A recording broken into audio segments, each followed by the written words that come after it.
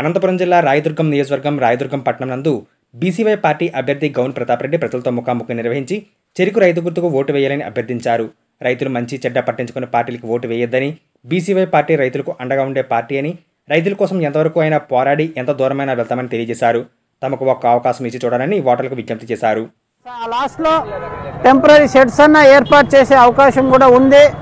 నేను ఎమ్మెల్యే అయితే ఆ టెంపరీ షెడ్స్ అన్నా కానీ వీళ్ళకి ఏర్పాటు చేసి ఇస్తాము. ఎలాంటే వారంలో ఒకరోజు అయినా కానీ అది థ్యాంక్స్. ఓకేనా ఓకేనా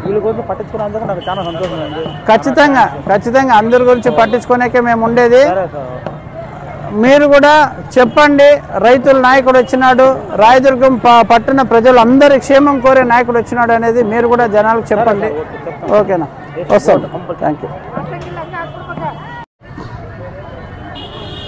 మనం ఇప్పుడు గురువారం సంత, ప్రతి గురువారము రాయదుర్గం పట్టణంలో ఏమైతే సంత జరుగుతుందో ఆ సంతలో ఉన్నాము.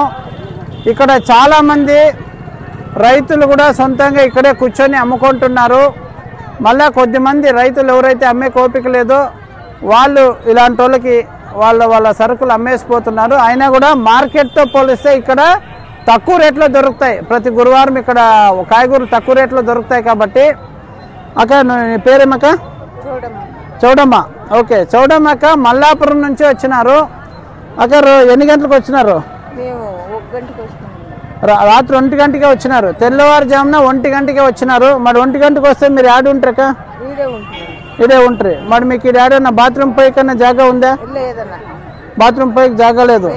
ఇది చూడండి, ఇక్కడ గత కొన్ని దశాబ్దాలుగా జరుగుతూ ఉంది ఇది పరిస్థితి. ప్రతి గురువారం ఇక్కడ మార్కెట్ జరుగుతుంది.